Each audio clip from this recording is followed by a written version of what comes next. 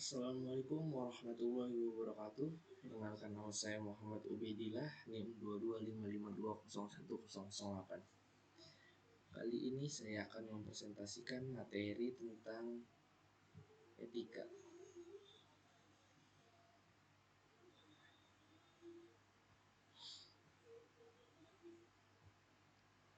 Di sini materi tentang etika. Pertama, etika. Etika berasal dari kata ethos, salah satu cabang ilmu filsafat aksiologi yang membahas tentang nilai keutamaan di bidang estetika, nilai-nilai keindahan, pemilihan nilai kebaikan. Etik atau disebut etika dalam bahasa Inggris disebut dengan ethics adalah ilmu tentang kesusilaan yang menentukan bagaimana manusia hidup dalam masyarakat. Peran etika. Etika merupakan alat yang diberikan kepada seseorang yang mampu berpikir atau menentukan diri sendiri. Etika adalah studi tentang apa yang dianggap benar atau salah dalam perilaku dan tindakan manusia. Peran etika sangat penting dalam berbagai aspek kehidupan, termasuk dalam konteks individu, kelompok, organisasi, dan masyarakat secara keseluruhan. Tujuan etika. Tujuan etika adalah orientasi ketika seseorang dihadapkan dengan hal yang harus dia putuskan baik untuk menilai maupun bertindak. Etika sangat diperlukan pada saat terjadi perubahan atau pergeseran nilai, ketika masyarakat mengalami masa transisi dari suatu keadaan tertentu. Contoh, etika diperlukan karena manusia mengalami keterbatasan untuk memahami ajaran agama karena banyak dipengaruhi tradisi dan kebiasaan, di mana pada saat agama menghadapi persoalan untuk memahami pengendalian, pada saat inilah diperlukan oleh manusia untuk menginterpretasikan manakah yang benar, manakah yang baik atau yang diperlukan.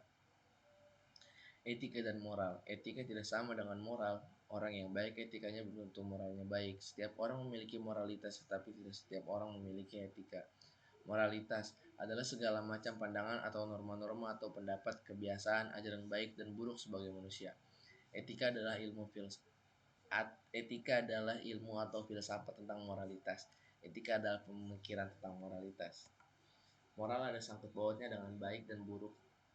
Tapi ukuran baik dan buruk itu tidak sederhana, mempunyai ukuran tertentu. Misalnya, sebagai manusia yang baik bukan diukur dari hal yang nyata atau nampak, melainkan harus dilihat dari aspek nilai yang mempunyai jangkauan lebih luas dari sekedar jangkauan agama. Dengan demikian, seseorang tidak cukup memahami tentang moral saja, tetapi harus menguasai etika dalam kehidupan bermasyarakat. Etika seseorang tidak hanya bermoral, tetapi sebagai manusia yang luhur, berbudi, berbijaksana, dan berlewasasi. Kode etik. Yang A. Pengertian kode etik. Secara sederhana, kode etik dapat diartikan sebagai tingkah laku moral suatu kelompok dalam masyarakat yang dirumuskan secara tertulis dan diharapkan akan dipegang teguh oleh seluruh anggota suatu kelompok. Yang B. Manfaat kode etik. Kode etik dapat berfungsi sebagai penyeimbang atas sisi negatif yang mungkin timbul dari suatu profesi, menjadi kompas penunjuk arah moral, dan sekaligus penjamin mutu moral profesi itu di masyarakat. Yang C. Hubungan kode etik dan etika. Dalam kaitan dengan etika, kode etik dipandang sebagai produk etik terapan yang dihasilkan berkat penerapan pemikiran etis atas suatu wilayah tertentu, yaitu profesi. Kode etik merupakan perwujudan konkret dari pemikiran atau prinsip etis yang relevan dalam suatu profesi. Agar kode etik dapat berfungsi dengan baik, terdapat beberapa hal yang harus diperhatikan agar kode etik dapat berfungsi dengan baik. Yang pertama, kode etik harus dibuat oleh kelompok profesi itu sendiri dan bukan di drop saja dari atas, dari instansi pemerintah atau instansi lainnya. Yang kedua, kode etik harus menjadi hasil self-regulation dari profesi. Rumusnya harus muncul sebagai rangkaian nilai luhur berisi perwujudan nilai moral yang hakiki yang ingin mereka hayati secara konkret dan konsisten dalam menjalankan profesi mereka. Pelaksanaan kode etik tetap diawasi terus-menerus. Perlu adanya semacam badan atau dewan penegak kode etik yang berperan melaksanakan pemantauan dan sekaligus menerapkan sanksi-sanksi yang juga harus diatur di dalamnya. Teori etika. Etika deontologi, deon dalam bahasa Yunani, yang berarti kewajiban. Oleh karena itu, etika berlebih menekankan kewajiban manusia untuk bertindak secara baik. Tindakan itu karena dilaksanakan terlepas dari tujuan atau akibat tindakan itu. Misalnya, suatu tindakan bisnis akan dinilai baik bukan karena tindakan itu mendatangkan akibat baik bagi pelakunya, melainkan tindakan itu sejalan dengan kewajiban pelaku. Contoh, memberikan pelayanan yang baik kepada semua konsumen, mengembalikan utang sesuai kesepakatan. Dengan demikian, etika deontologi sangat menekankan motivasi kemauan baik dan etika teologi mengukur baik buruknya suatu tindakan berdasarkan tujuan yang hendak dicapai dengan tindakan itu. Suatu tindakan dinilai baik kalau bertujuan dengan sesuatu yang baik. Misalnya mencuri tidak dapat nilai buruk dan baik berdasarkan buruknya tindakan itu sendiri. Tapi kalau tujuannya baik, maka tindakan itu dinilai baik. Contoh, tindakan seorang mencuri demi membayar pengobatan ibunya yang sakit parah akan dinilai baik secara moral, terlepas dari kekayaan perbuatan itu secara legal dapat hukum. Bisnis dan etika. Bisnis adalah bisnis dan bisnis tidak dapat campur adukan dengan etika. Ada anggapan bisnis adalah berbisnis bukan beretika. Ada mitos bisnis amoral yang mengungkapkan keyakinan antara bisnis dan moralitas, dan etika tidak ada sangkut pautnya. Hal itu merupakan dua hal yang berbeda. Menurut mitos, kegiatan bisnis sebaik mungkin untuk mendapatkan keuntungan, menjadi pusat perhatian bagaimana memproduksi, mengedarkan, menjual, dan membeli barang dengan memperoleh keuntungan. Untuk melanjutkan bisnis amoral tersebut, bisnis ibaratkan sebagai permainan judi yang dapat menghalalkan segala cara untuk menang, untuk memperoleh keuntungan.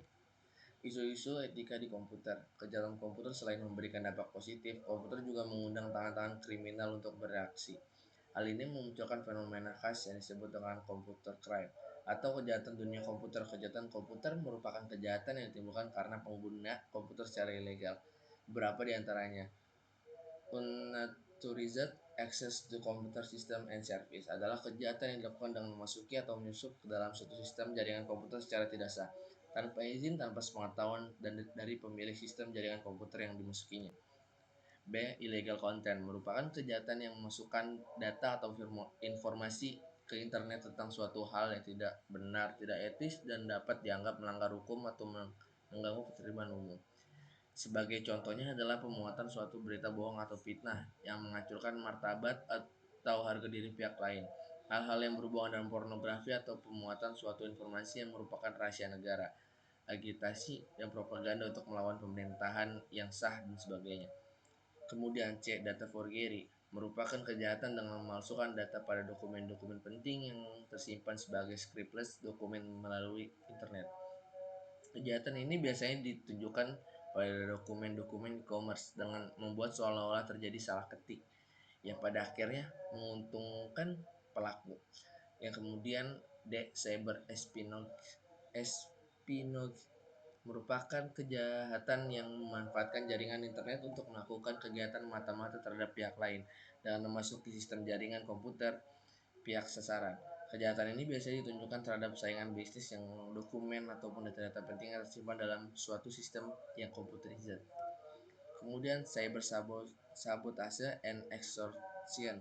Kemudian kejahatan ini dilakukan dengan membuat gangguan perusakan atau penghancuran terhadap suatu data, program komputer atau sistem jaringan komputer yang terhubung dengan internet. Biasanya kejahatan ini dilakukan dengan menyusupkan suatu logic bomb, virus komputer ataupun suatu program tertentu sehingga data, program atau sistem jaringan komputer tidak dapat digunakan, tidak berjalan sebagai semestinya, atau berjalan sebagaimana yang dikehendaki oleh pelaku. Dalam beberapa kasus setelah hal tersebut terjadi, maka pelaku kejahatan tersebut menaruhkan diri kepada korban untuk memperbaiki data, program komputer atau sistem jaringan komputer yang telah disabotase tersebut, tentunya dengan bayaran tertentu. Kejahatan ini sering disebut dengan cyber terrorism. Offense against intellectual property. Kejahatan ini ditunjukkan terhadap hak atas kekayaan intelektual yang dimiliki pihak lain internet. Sebagai contohnya adalah peniruan tampilan webpage suatu situs milik orang lain secara ilegal, penyiaran suatu informasi internet yang ternyata merupakan rahasia dagang orang lain, dan sebagainya. Kemudian di sini ada G. Infringement of privacy. Kejahatan ini ditunjukkan terhadap informasi seseorang yang merupakan hal yang sangat pribadi dan rahasia. Kejahatan ini biasanya ditunjukkan terhadap keterangan pribadi seseorang yang tersimpan pada formulir data yang tersimpan secara computerized yang apabila diketahui oleh orang lain maka dapat merugikan secara material maupun imaterial, secara nomor kartu kredit, nomor PIN ATM, cacat atau penyakit tersembunyi dan sebagainya. Cracking adalah kejahatan menggunakan teknologi komputer yang dilakukan untuk merusak sistem keamanan atau sistem komputer dan biasanya melakukan pencurian. Tindakan anarkis begitu mereka mendapatkan akses. Biasanya kita sering salah menafsirkan antara seorang hacker dan cracker, di mana hacker identik dengan perbuatan negatif, padahal hacker adalah orang yang senang memprogram dan mempercayai bahwa informasi adalah sesuatu hal yang sangat berharga dan ada yang bersifat dapat dipublikasikan dan rahasia.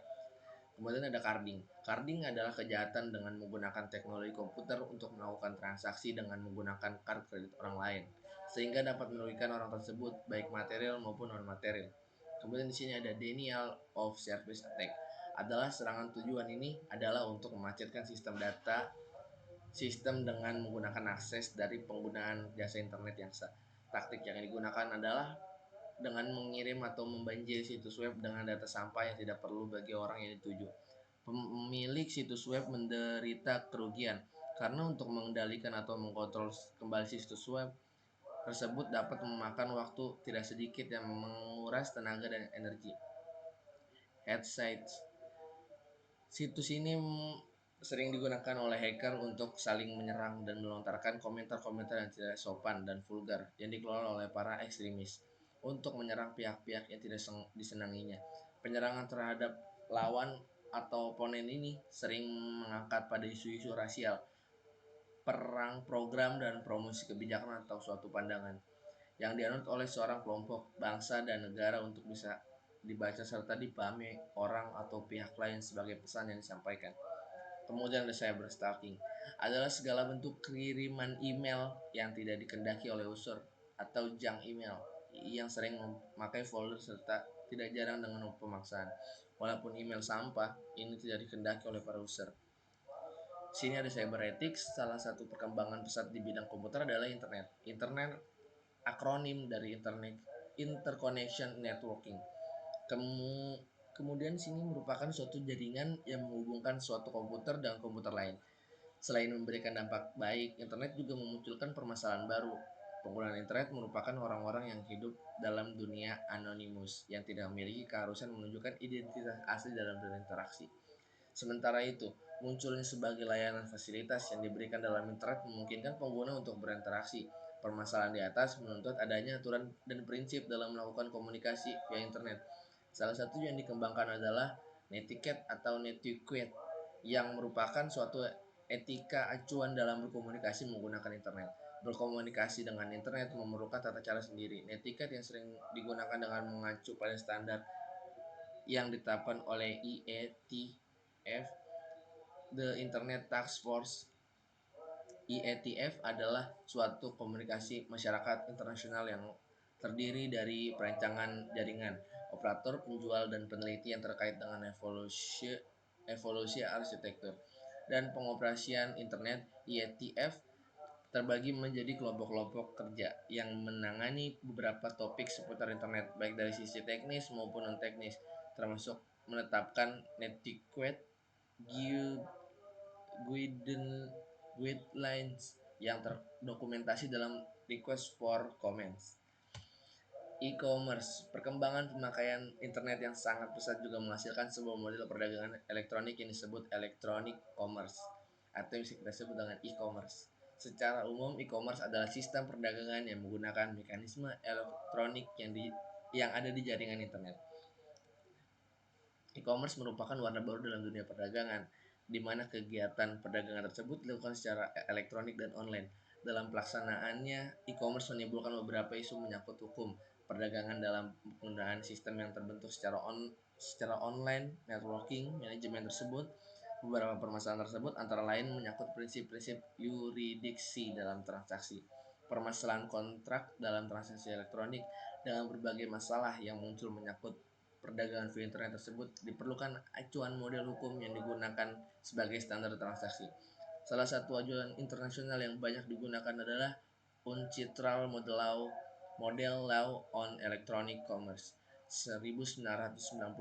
Acuan yang berisi model hukum dalam transaksi e-commerce tersebut diterbitkan oleh UNCITRAL sebagai salah satu komisi internasional yang berada di bawah naungan PBB. Model tersebut telah diuji oleh General Assembly Resolution nomor 162 tanggal 16 Desember 1996. Pelanggaran atas kekayaan intelektual sebagai teknologi yang bekerja sebagai digital secara digital. Hal ini memudahkan seseorang berbagi dengan orang lain. Hal tersebut menimbulkan banyak keuntungan, akan tetapi juga menimbulkan permasalahan, terutama menyangkut hak atas kekayaan intelektual.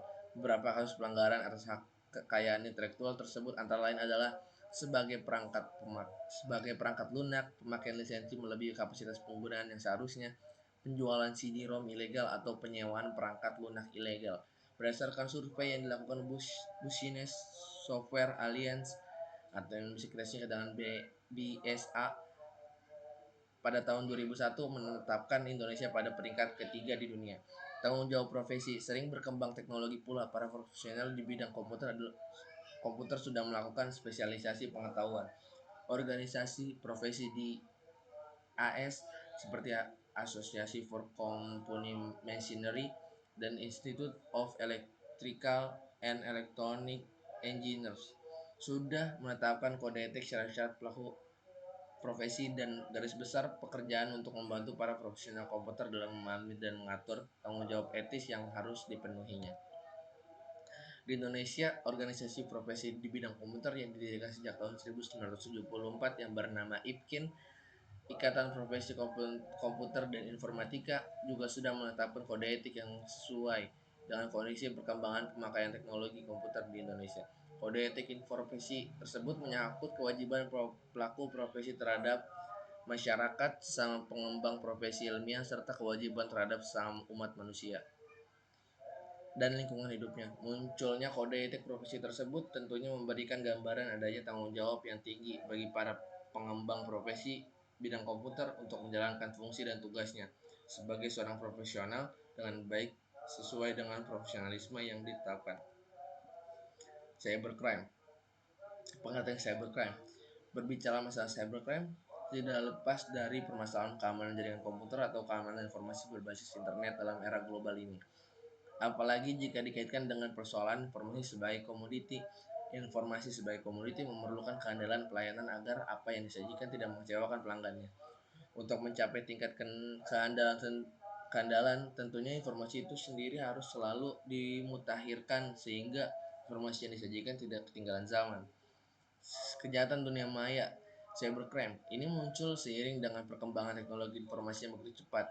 Untuk lebih mendalam, ada beberapa pendapat di bawah ini tentang apa yang dimaksud dengan cybercrime. Di antaranya adalah menurut kepolisian Inggris, cybercrime adalah segala macam penggunaan jaringan komputer tujuan kriminal dan atau kriminal berteknologi tinggi dengan menyalahgunakan kemudahan teknologi digital. Seiring dengan perkembangan teknologi internet, menyebabkan munculnya kejahatan yang disebut dengan cybercrime atau kejahatan melalui jaringan internet. Munculnya beberapa kasus cybercrime di Indonesia seperti pencurian kartu kredit, hacking beberapa situs, menyadap transmisi data orang lain, misalnya email, dan manipulasi data dengan cara menyiapkan perintah yang tidak dikendaki ke dalam programmer komputer. Merupakan Andi Hamzah dalam bukunya Aspek-aspek pidana di bidang komputer 1989 mengartikan cybercrime sebagai kejahatan di bidang komputer secara umum. Dapat diartikan sebagai penggunaan komputer secara ilegal. Adapun definisi lain mengenai cybercrime yaitu Girasa 2002 pernah bicara mendefinisikan cybercrime sebagai aksi kegiatan menggunakan teknologi komputer sebagai komponen utama. Tafani tahun 2000 memberikan definisi cybercrime yaitu kejahatan di mana tindakan kriminal hanya bisa dilakukan dengan menggunakan teknologi cyber dan terjadi di dunia cyber. Untuk menanggulangi kejahatan cyber maka diperlukan adanya hukum cyber atau cyber law. Cyber law adalah aspek hukum yang ruang lingkup meliputi setiap aspek yang berhubungan dengan orang,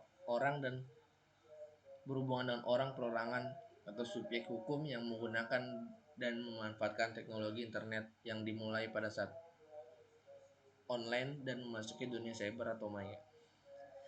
Cyber law sendiri merupakan istilah yang berasal dari cyberspace law. Istilah hukum cyber diartikan sebagai padanan kata dari cyber law yang saat ini secara internasional digunakan istilah hukum yang terkait dengan pemanfaatan TI. Istilah yang digunakan adalah hukum TI Law of Information Technology, hukum dunia maya Virtual World Law, dan hukum Mayantara. Yang kedua, karakteristik dari kejahatan dunia maya diantaranya ruang lingkup kejahatan cybercrime bersifat global, melintasi batas negara sehingga sulit untuk dideteksi pelaku dan hukum yang berlaku. Sifat kejahatan cybercrime tidak menimbulkan kekacauan yang mudah terlihat. Pelaku kejahatan cybercrime tidak mengenal usia dan bersifat universal. Modus kejahatan cybercrime adalah modus operandi, di mana modus tersebut hanya bisa dimengerti oleh orang-orang yang menguasai pengetahuan tentang komputer, teknik pemrograman, dan seluruh bentuk dunia cyber. Jenis-jenis kerugian yang ditimbulkan dapat berupa material maupun non-material, seperti waktu, nilai, jasa, uang, barang, harga diri, martabat, bahkan kerahasiaan informasi. Beberapa langkah penting yang harus dilakukan setiap negara dalam penanggulangan cybercrime adalah melakukan modernisasi hukum pidana nasional beserta hukum acaranya yang diselaraskan dengan konvensi internasional yang terkait dengan kejahatan tersebut, meningkatkan sistem pengamanan jaringan komputer nasional sesuai standar internasional, meningkatkan pemahaman serta keahlian aparatur penegak hukum mengenai upaya pencegahan investasi dan penuntutan perkara-perkara yang berhubungan dengan cybercrime, meningkatkan kesadaran warga negara mengenai masalah cybercrime, serta pentingnya mencegah kejahatan tersebut, meningkatkan kerjasama antar negara baik bilateral, regional maupun multilateral dalam upaya penanganan cybercrime antara lain melalui perjanjian ekstradisi dan mutual assistance treaties. 4 jenis-jenis cybercrime. Pencurian data, data theft. Pencurian data atau data theft merupakan suatu tindakan ilegal dengan mencuri data dari sistem komputer untuk kepentingan pribadi atau komersialkan dengan menjual data curian kepada pihak lain. Biasanya tindakan pencurian data ini berujung pada kejahatan penipuan secara online. Akses ilegal, membuka atau masuk ke akun orang lain tanpa izin dengan sengaja merupakan suatu tindakan kejahatan dunia maya. Akun yang telah dibobol pelaku sangat mungkin membuka pemiliknya mengalami kerugian. Misalnya, A membuat pemilik akun kehilangan data penting, B menggunakan akun untuk aksi kejahatan, misalnya menipu orang lain dengan memakai nama pemilik akun. Hacking dan cracking aktivitas menerobos program komputer milik orang lain. Si pelaku atau yang lebih dikenal dengan sebutan hacker biasanya memiliki keahlian membuat dan membaca program tertentu dan terobsesi mengamati keamanannya. Ada juga kejahatan yang dinamakan cracking, yaitu hacking untuk tujuan jahat. Biasanya para cracker atau sebutan bagi para pelaku cracking bisa mengetahui simpanan para nasabah di beberapa bank atau pusat data sensitif lain untuk menggunakan diri sendiri. Sekilas hacking dan cracking hampir sama saja, tetapi ada perbedaan yang mendasar di antara keduanya. Jika hacking adalah upaya yang lebih fokus pada prosesnya, cracking lebih fokus untuk menikmati hasilnya. Carding atau penyalahgunaan kartu kredit adalah kegiatan berbelanja menggunakan nomor identitas kartu kredit orang lain. Hal ini dilakukan secara ilegal dan data kartu kredit biasanya dapat melalui tindakan pencurian lewat internet. Defaking adalah aktivitas mengubah halaman suatu website milik pihak lain. Pada kasus-kasus defaking yang sering dijumpai, biasanya para pelaku melakukannya hanya untuk iseng, pamer kemampuan bisa membuat program hingga berniat jahat untuk mencuri data dan dijual ke pihak lain. Cyber squatting atau penyerobotan domain name yang merupakan jenis kejahatan dunia maya yang masuk ke dalam kategori domain hijacking, pembajakan domain. Cara yang dilakukan adalah dengan mendaftarkan domain nama perusahaan atau nama orang lain. Hasil kejahatan biasanya akan dijual kepada perusahaan atau pihak lain dengan harga yang lebih mahal. Pelaku akan berusaha untuk menguntungkan dirinya sendiri dengan merugikan pihak lain. Cyber typo squatting merupakan kejahatan yang dilakukan dengan cara membuat domain plesetan yang mirip dengan domain orang lain. Salah satu tujuan adalah menjatuhkan domain asli dengan melakukan penipuan atau berita bohong kepada masyarakat. Konten ilegal Kemudian ada konten ilegal, biasanya berisi tentang informasi atau data yang tidak etis, tidak benar dan bisa melanggar hukum. Jenis sendiri ada banyak sekali. Beberapa di antaranya yang sering kita jumpai adalah berita hoax dan konten yang mengandung unsur pornografi. Kemudian ada malware, merupakan salah satu program komputer yang mencari kelemahan dari suatu software. Biasanya malware diciptakan untuk membobol atau merusak suatu software atau sistem operasi. Malware sendiri Malware sendiri terdiri dari beberapa jenis seperti worm, virus, trojan horse, adware, browser, hijacker, dan yang lainnya. Kemudian ada cyber teroris. Kejahatan dunia maya bisa masuk ke dalam kategori cyber teroris jika telah mengancam pemerintah. Para pelaku teroris biasanya akan melakukan cracking ke situs pemerintah atau militer. Pemalsuan data ini merupakan tindak kejahatan dunia maya dengan memasukkan data pada dokumen penting yang disimpan sebagai scriptless dokumen di internet. Salah satu praktik pemalsuan data ini misalnya pemalsuan dokumen pada situs e-commerce yang dibuat seolah-olah jadi typo atau salah ketik sehingga menguntungkan pelaku. Yang memata-matai. Ini adalah kejahatan dunia yang memanfaatkan jaringan internet untuk memasukkan ke sistem jaringan komputer pihak lain untuk memata-matai. Terima kasih. Sekian presentasi dari saya. Kurang lebih saya mohon maaf. Assalamualaikum warahmatullahi wabarakatuh.